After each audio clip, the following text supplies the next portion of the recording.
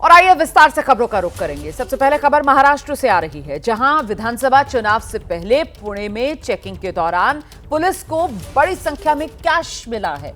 पुणे में कार से 5 करोड़ रुपए बरामद हुए हैं। कार सवार 4 लोग जिन्हें हिरासत में ले लिया गया है, इनसे पूछताछ चल रही है। कैश कहां से आया, कैश किसका है, ये वो तमाम सवाल जिनके जवाब तलाशने में जुटी हुई है जांच एजेंसी। कैश के सोर्स का पता लगाने में जुटी हुई है पुलिस। तो महाराष्ट्र में विधानसभा चुनाव से पहले पुणे में यह भारी कैश जो बरामद किया गया है, गाड़ी से यह कैश लेकर जाया जा रहा था। कल शाम यह कैश बरामद हुआ है और फिलहाल पुलिस इस मामले में तफ्तीश में जुटी हुई है।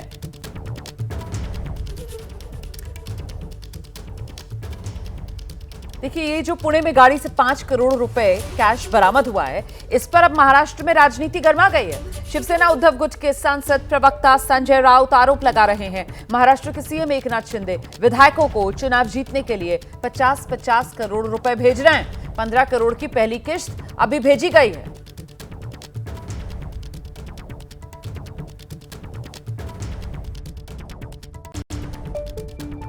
कल 2 गाड़ियां थी, उसमें लगभग 15 करोड़ रुपए थे।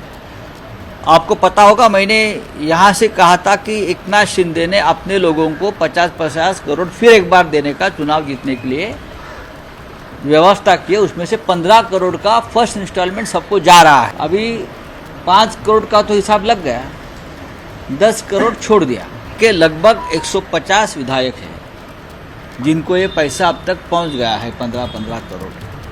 बाकी का पैसा भी जाएगा। लेकिन ये एक उदाहरण है किस तरह से पैसों का डिस्ट्रीब्यूशन चल रहा है मुख्यमंत्री देवेंद्र फडणवीस या अजित पवार की तरफ से। और आइए सीधे आपको लेकर चलेंगे, हमारे साथ हमारे सहयोगी गणेश ठाकुर इस समय मौजूद हैं और जरा गणेश से ही जानते हैं पुणे में कैश मिला और इसको लेकर अब सियासी आर पार किस तरीके से शुरू हो गया है। संजय राउत का बयान क्या संकेत दे रहा है गणेश? जी देखिए, सियासत तो शुरू हो गया। विपक्ष एक शिवसेना शिंदे गुट के एमएलए हैं जिनका नाम शाहजी बापू पाटिल है। वो सांगोला जिले से आते हैं जो पुणे के पास है और सांगोला के ही लोग हैं जिनकी ये गाड़ी है और इसी वजह से ये कहा जा रहा है कि ये पैसे उनके थे। हालांकि उन्होंने स्पष्ट किया है कि इससे उनका कोई संबंध नहीं, लेकिन उनके कुछ कार्यकर्ता हैं जो उनके साथ फोटोज़ होर्डिंग्स में नज़र आते हैं। उनमें से एक नीलेश नाम के व्यक्ति की ये गाड़ी है, इसी वजह से शक्की से उनके पास है। 5 करोड़ मिले हैं। अब एक आजमे नाम का व्यापारी जिसने एक क्लेम किया है कि वो व्यापारी है और उसके ये पैसे हैं, लेकिन इसके बारे में कोई जानकारी या कोई डॉक्यूमेंट्स वो नहीं दे पाया कि इतने 5 करोड़ रुपए कहाँ से आए, इसका उत्पन्न सोर्स क्या है। अब इस मामले में इनकम टैक्स विभाग की एंट्री हो गई है। इनकम टैक्स विभाग के अधिकारी अब पुणे ग्रामीण इलाके में पहुंच रहे हैं, पुलिस से जानकारी ले रहे हैं और इस पैसे के सोर्स के बारे में जो लोग साथ में थे पैसों के साथ उनसे जानकारी ली जा रही है। लेकिन सियासत गर्मा गई है क्योंकि मुख्यमंत्री के एमएलए की पास या उनके पास के जो लोग थे उनकी ये गाड़ी थी, इस वजह से आरोप लगा रहे हैं कि इतने पैसे नहीं। तो इस पर क्या वो शाहजी बाबू पाटिल जो है उनकी तरफ से अभी तक कोई बयान सामने निकल कर आया है? दूसरे पक्ष की तरफ से कोई प्रतिक्रिया अभी तक सामने आई है क्या गणेश?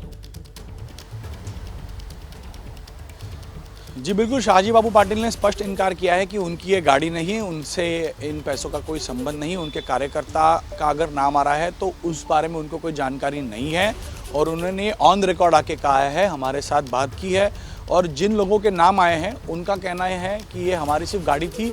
पैसे एक आजबे नाम के व्यापारी की है जो अब सामने आया है, जिसने एक क्लेम किया है कि पैसे उसके थे, बिजनेस में वो यूज़ करता है, लेकिन उसका सोर्स और प्रॉपर डॉक्यूमेंटेशन मांगा जा रहा है जो अब तक नहीं दे पाए हैं। इसी वजह से अब इस मामले में आयकर विभाग की एंट्री आई है और आगे जांच होगी और अगर सोर्स नहीं पता चला तो एफआईआर भी दर्ज की जाएगी। बिल्कुल देखना होगा कि आखिरकार तस्वीर क्या साफ होती है। ये 5 करोड़ रुपया जो कैश बरामद हुआ है। बहुत शुक्रिया आपका गणेश ठाकुर फिलहाल इस तमाम जानकारी के लिए। हम आगे बढ़ेंगे, अगली खबर का रुख करेंगे। महाराष्ट्र चुनाव में उत्तर प्रदेश के मुख्यमंत्री योगी आदित्यनाथ के नारे की एंट्री हुई है। बड़ी खबर मैं आपको बता रही हूं। हो क्या रहा है कि मुंबई के कई इलाकों में योगी आदित्यनाथ के बड़े बड़े पोस्टर लगे हुए हैं। Andheri east, western express highway, Bandra इलाका, जहां पर ये देख रहे हैं आप तस्वीर, ये वो होर्डिंग्स जिसका मैं जिक्र कर रही हूं। और इन होर्डिंग्स पर बड़े बड़े अक्षरों में लिखा हुआ है, बटोगे तो कटोगे। योगी आदित्यनाथ की तस्वीर के साथ बटोगे तो कटोगे, ये नारा यहां पर लिखा हुआ है। देखिए, बटेंगे तो कटेंगे, ये वो नारा योगी आदित्यनाथ की तस्वीर के साथ। और ये जो होर्डिंग्स हैं वो किसी एक दो जगह नहीं बल्कि मुंबई में कई जगहों पर इस तरीके के होर्डिंग्स लगाए गए हैं। हम सीधे आपको लेकर चलेंगे, हमारे साथ हमारे सहयोगी मृत्युंजय इस समय मौजूद हैं। जरा जानते हैं मृत्युंजय से। मृत्युंजय, ये जो होर्डिंग्स लगाए गए हैं, इस पर किसी पार्टी का नाम नजर आ रहा है क्या? सिर्फ योगी आदित्यनाथ की तस्वीर और उनका वो नारा, या फिर किसी पार्टी की तरफ से लगवाए गए? रोमाना, आपको ज़रूर बताऊंगा किस पार्टी की तरफ से है, किस नेता की तरफ से, और उस नेता का बयान भी इसी समय लाइव में आपसे बात कराऊंगा। पर एक बैनर वो जो सामने लगा है, अंधेरी इलाके में ये लगा है, बटेंगे तो कटेंगे, योगी संदेश, एक रहेंगे तो नेक रहेंगे, सुरक्षित रहेंगे। ये बैनर लगाया है विश्व बंधु राय ने, जो कि भाजपा के नेता हैं। इस समय लोकसभा चुनाव से पहले ये कांग्रेस के नेता थे और अब भारतीय जनता पार्टी में लोकसभा चुनाव के दौरान शामिल हो गए थे। कांग्रेस में लगभग 20 साल तक रहे और 20 साल तक रहने के बाद आप है विश्व बंधु राय, जिन्होंने ये बैनर पोस्टर लगाया है। और 20 साल तक कांग्रेस में थे, लोकसभा चुनाव के बाद आप बीजेपी में आ गए। बीजेपी में आते ही आपने नारा बैनर लगाया, बटेंगे तो कटेंगे। कौन बांट रहा है आपको? किससे कटने का डर है? कौन बांटने की राजनीति करता हो तो आपको भी मालूम है, तुष्टीकरण की राजनीति कौन करता हो आपको भी मालूम है। विपक्ष को ये पूरा विपक्ष इसी काम में लगा हुआ, बांटने और काटने की राजनीति में। तो मैंने इसलिए नारा दिया जो हरियाणा में चला, जो ये पैटर्न योगी जी का उत्तर प्रदेश में चला, तो इसीलिए मैंने ये नारा यहाँ दिया, क्योंकि यहाँ के लोगों की मांग है, योगी जी है तो मुमकिन है। नहीं, बटेंगे मतलब किस संदर्भ में बटेंगे? वोट बांटने की आप बात कर रहे हैं, समाज बांटने की बात कर रहे हैं? समाज बांटने की बात कर रहा हूँ, जो वोट बांटने में, समाज में जो विभाजन करके वोट बांटने की बात कर रहे हैं, अभी नहीं तो कभी नहीं। अच्छा, समाज अगर बांटेगा तो आपको काटेगा कौन? काटेगा कौन? जो विपक्ष है ना, काटने के लिए बैठा। जो लोग, कुछ लोग नहीं समझ पाते, उनको समझाने का एक संदेश है मेरा योगी जी के माध्यम से। योगी जी ने वही नारा दिया कि भाई बटोगे तो कटोगे। क्या ये सही समय है इस प्रकार के बैनरबाजी का, ऐसे संदेश लिखने का, जब चुनाव है, तनावपूर्ण स्थिति होती है, मॉडल कोड ऑफ कंडक्ट लगा है? ये अटपटा नहीं लग रहा है ये बयान, इस प्रकार से पोस्टर खुलेआम लगाना पूरे मुंबई भर में? काय अटपटा? ये तो नारा है, नारा में कोई गलत थोड़े। मैंने कोई पार्टी का नाम थोड़े लिया या किसी विपक्ष का नाम थोड़े लिया या किस पार्टी से लगा रहा हूँ वो भी ना मैंने नहीं लिया। तो जनरल में लोगों को एक संदेश देना चाहता हूँ जो योगी जी तो बड़ी दिलचस्प बात है ना मृत्युंजय। ये विश्व बंधु राय साहब जो 20 साल तक कांग्रेस में रहे और देखिए एन चुनाव से पहले जो हैं अब बीजेपी में आ गए हैं, वो अपनी तरफ से ये पोस्टर वहां पर लगवा रहे हैं, नारों वाले कह रहे हैं पार्टी ने थोड़ी लगवाया, वो खुद लगवा रहे हैं। तो क्यों ना कहा जाए कि सिर्फ सुर्खियों में आने की एक कोशिश ये विश्व बंधु राय की हो सकती है। खैर, अगली खबर का हम रुख कर रहे हैं, महाराष्ट्र से ही है। महायुति में भी सीट बंटवारे को लेकर तनातनी जो है वो बरकरार है। अजीत पवार के नेता नवाब मलिक को लेकर तनातनी हो रही है। मुंबई बीजेपी अध्यक्ष हैं आशीष शेलार, उनका बयान सामने आया है। नवाब मलिक की उम्मीदवारी का हम विरोध करेंगे, ये आशीष शेलार कह रहे हैं। दाऊद के किसी भी आदमी का हम विरोध करेंगे। मानखुर्द शिवाजी नगर से चुनाव लड़ने की तैयारी में नवाब मलिक की उम्मीदवारी का कड़ा विरोध करने की तैयारी में आशीष शेलार।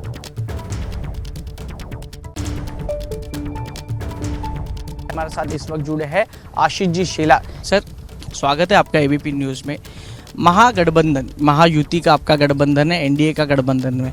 इस गठबंधन में नवाब मलिक और सना मलिक अगर चुनाव लड़ते हैं और उनको ऑलमोस्ट फाइनल भी हुआ है, तो भाजपा की भूमिका क्या है? देखिए, मैं किसी व्यक्ति पर टिप्पणी नहीं करूंगा। सना मलिक के बारे में मुझे तो जानकारी भी नहीं है।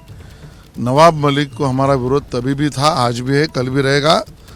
दाऊद या दाऊद के परिवार से व्यवहार करने वाले का विरोध भारतीय जनता पार्टी करेगी और इसका विरोध हम डट कर करेंगे।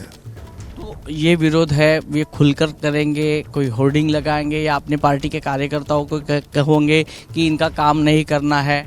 देखिए, हमने हमारी भूमिका रखी है, अब आगे देखते हैं कि वो उम्मीदवारी उसको देते हैं कि नहीं देते हैं।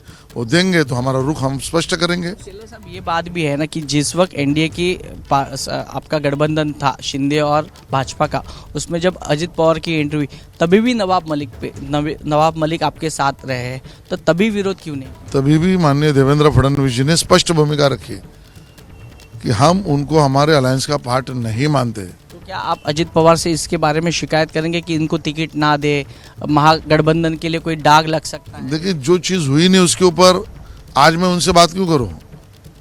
अगर जो चीज़ कर सकते हैं वो समझकर हमारी भूमिका हमने रखी। अब अगर करना है कि नहीं करना वो अजीत दादा तय करें, फिर उसके बाद हमारा रुख हम और अग्रेसिव करेंगे। उत्तर प्रदेश के झांसी में बबीना फील्ड फायरिंग रेंज में सेना का युद्धाभ्यास चल रहा है। ये युद्धाभ्यास सेना की दक्षिणी कमान के सुदर्शन चक्र कोर द्वारा किया जा रहा है। इसमें नई तकनीक और हथियारों का इस्तेमाल किया जा रहा है। और देखिए, खास बात यह है कि ये जो युद्धाभ्यास है इसमें DRDO के साथ साथ जो निजी स्टार्टअप्स हैं उनके रक्षा उपकरणों का भी इस्तेमाल किया जा रहा है। हम दिखाते हैं आपको हमारी सहयोगी मनु गहलोईवाल की एक खास रिपोर्ट।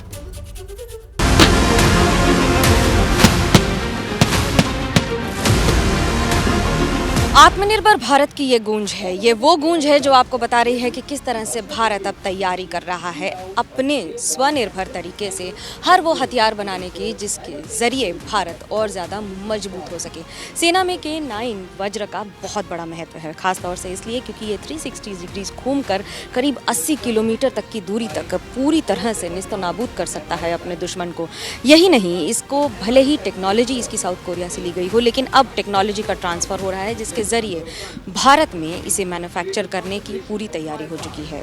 K9 की खासियत यह है कि वो दूर दराज इलाकों में, रेतीले इलाकों में, रेगिस्तान के इलाकों में दुश्मन के छक्के छुड़ाने में पूरी तरह से कामयाब रहा है। K9 की एक और खासियत है कि ये दूरी तय करने में इसका डिस्टेंस कोलैबोरेटिंग फैसिलिटी बहुत ही ज़्यादा अच्छी है, जिसका मतलब है कि जितनी दूरी तक ये गोली चलेगी उतनी दूरी तक दुश्मन की जान कांपेगी।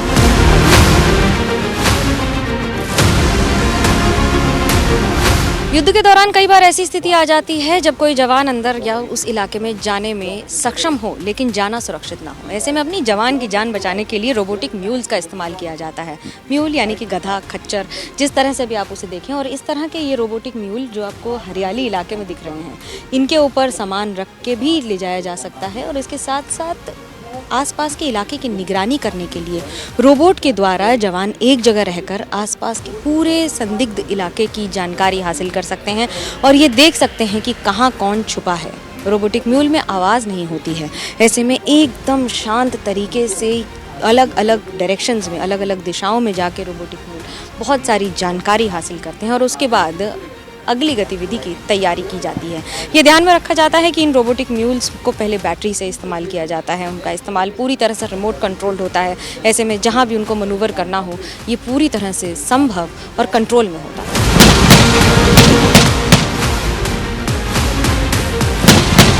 इन्फेंट्री कॉम्बैट व्हीकल, ये वो व्हीकल है जिसके जरिए इन्फेंट्री ट्रूप्स, खासतौर से तब जब उन्हें एक जगह से दूसरी जगह दुश्मन पर हमला करने के लिए चलना पड़े तो वो उनको लेके जाया जाता है। इसमें एक ICV में करीब 10 जवान जा सकते हैं। ये पानी में अगर फंस जाए तो पानी में रुकेगा नहीं, तैरते हुए, फ्लोट करते हुए निकल जाएगा। तो वहीं बाहर की फायरिंग अंदर नहीं आएगी। इन्फेंट्री कॉम्बैट व्हीकल की खासियत है कि ये पहले तो रशिया के साथ बनाया जा रहा था, लेकिन अब भारत ने खुद बनाना शुरू कर दिया है और यही आत्मनिर्भर भारत की तस्वीर है। जहाँ तक नज़र जाएगी आपको पता लग जाएगा कि इसकी स्टेल्थ, इसकी ताकत आखिरकार है कितनी, क्योंकि ये सीधा अपने टारगेट पर लग के दुश्मन के छक्के छुड़ा देता है।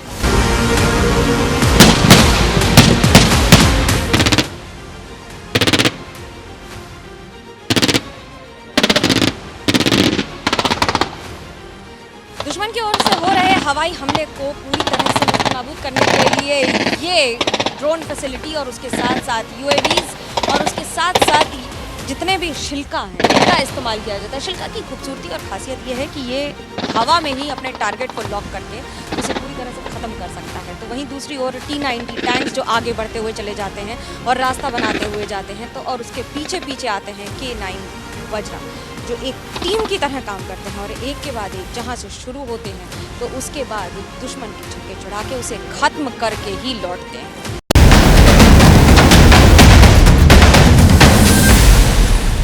ब्लैक हॉर्नेट यानी एक छोटी सी चिड़िया, पर आप कल्पना कीजिए एक ऐसा ड्रोन है जो एक चिड़िया की साइज़ का है और कब कहाँ से कहाँ चला जाएगा पता नहीं लगेगा। ठीक इसी तरह से यह है ब्लैक हॉर्नेट, एक हाथ के साइज़ का ये ड्रोन है और इसकी खासियत ये है कि ये किसी भी इमारत के अंदर जा सकता है, खिड़की के ज़रिए अंदर जाकर अटैक करके अपना काम करके ये वापस आ सकता है। एक खिड़की की भी जगह या फिर एक वेंटिलेटर की जगह जिस भी इमारत में मिल जाए उसी में जाकर ये अपना काम कर सकता है। अब बैटरी लेंथ इसकी करीब 12 किलोमीटर की हाइट तक जा सकता है, ये दूरी तय कर सकता है। और उसके साथ साथ इसकी खासियत ये है कि ये तकनीक का लेटेस्ट इस्तेमाल है और इसका इस्तेमाल इजराइल ने भी कई अटैक्स में किया है। तो ऐसे में भारत ये बखूबी जानता है कि किस तरह से विदेश में हो रहे, विश्व में हो रहे अलग अलग तरह के युद्ध से सीख लेते हुए भारत अब अपनी कोठरी में भी इस तरह के ब्लैक हॉर्नेट और इन ड्रोन्स को इस्तेमाल करने की पूरी तैयारी कर चुका है। स्वॉर्म ड्रोन्स, जिसका मतलब होता है झुंड में आने वाले ड्रोन्स।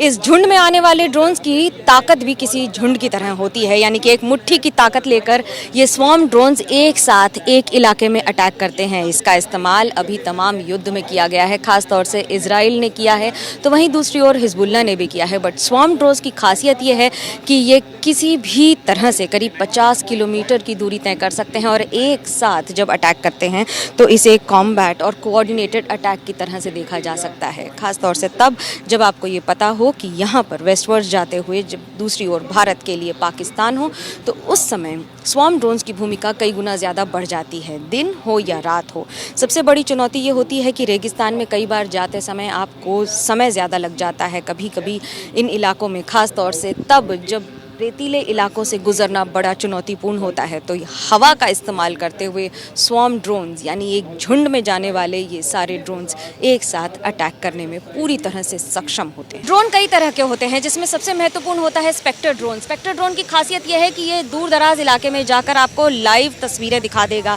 कि आखिरकार दुश्मन के इलाके में क्या हो रहा है, जिसके आधार पर अगले कदम लिए जाते हैं। इन्हीं के जरिए टैंक्स के मूवमेंट्स आगे और ज़्यादा आसान हो जाते हैं। पहले ऐसा संभव नहीं हो पाता था, खासतौर से तब जब सेना को अपने इंटेलिजेंस पे पूरी तरह से भरोसा करना पड़ता था और ये जानकारी हासिल करने की कोशिश करनी पड़ती थी कि दुश्मन आखिर है कहाँ।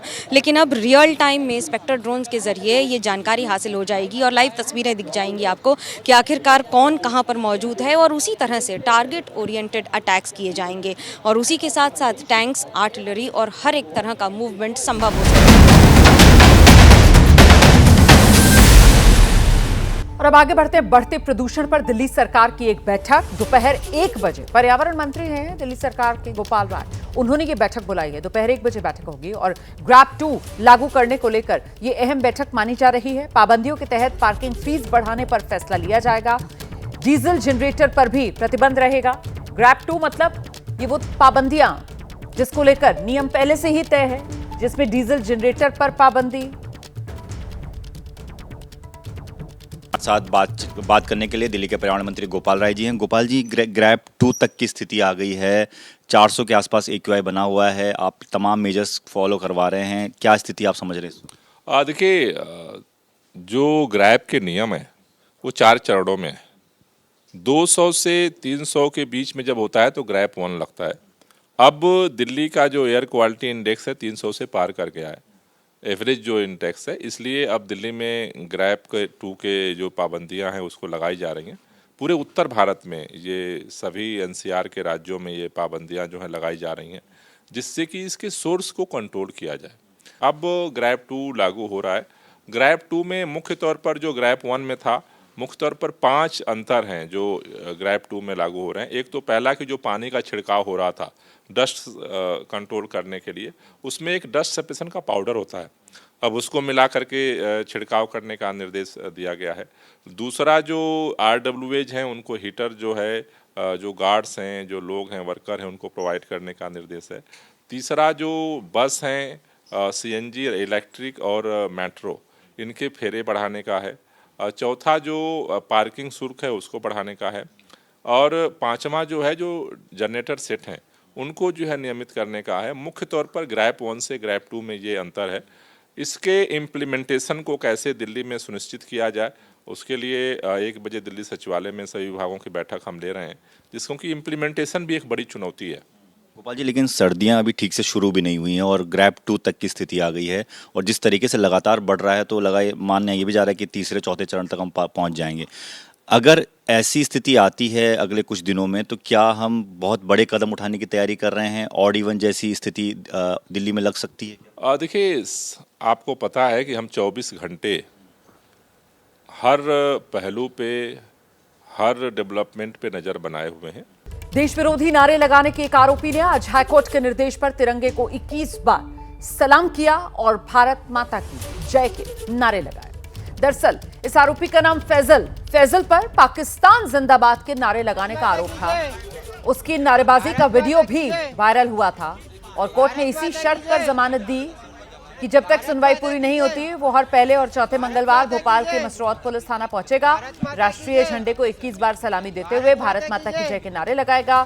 आज फैजल कोर्ट के आदेश का पालन करने पहुंचा था। भारत माता की जय, भारत माता की जय, भारत माता की जय, भारत माता की जय, भारत माता की जय, भारत माता की जय। 21 बार और ये देख देना है और भारत माता की जय बोलना। आप देख सकते हैं यहाँ पर फैजान जिस तरह से यहाँ पर थाने पहुंचे हैं, ये रायसेन जिले के रहने वाले हैं। और ये देखिए, आप देख तस्वीरों में देखिए आप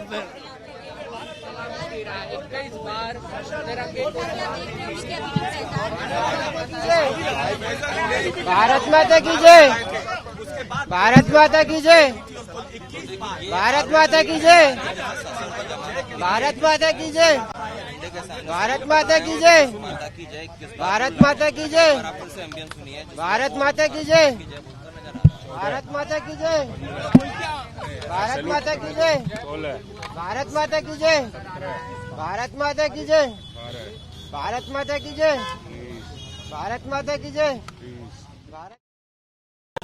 क्यों आपने ऐसा नारा लगाया? सर अब वो तो गलती हो गई। वीडियो बन रही थी, थोड़ी वीडियो बना रहे थे, एक रील बना रहे थे मजाक में, इसके बारे में वायरल हो गई बस। भारत माता की जय, भारत माता की जय, भारत माता की जय ही कहूंगा मैं। जो गलती हो गई उससे स्वीकार हूँ मैं, और जो मेरे को हाई कोर्ट ने पालन दिया है वो मैं करता रहूंगा हमेशा, और कानून का भी करूंगा, देश का भी करूंगा। ये आरोपी फैजल को आप सुन रहे थे, जिसकी तरफ से कहा जा रहा है कि गलती हो गई और अब जो हाईकोर्ट ने आदेश दिया है उसका मैं पालन करूंगा। और इसी के तहत भारत माता की जय और तिरंगे को सलामी देते हुए यहां पर फैजल को आप देख रहे हैं। आगे बढ़ रहे हैं हम, अगली खबर का रुख कर रही हूं मैं। महाराष्ट्र से ये खबर है, जहां महाविकास अघाड़ी में सीट बंटवारे को लेकर हलचल तेज हो गई है।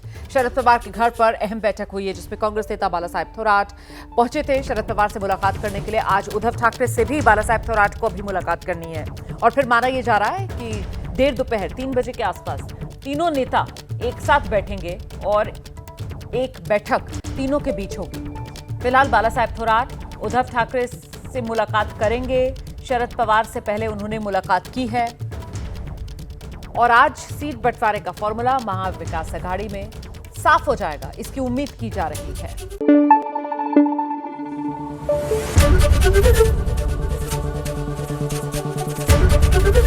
एबीपी न्यूज आपको रखे आगे।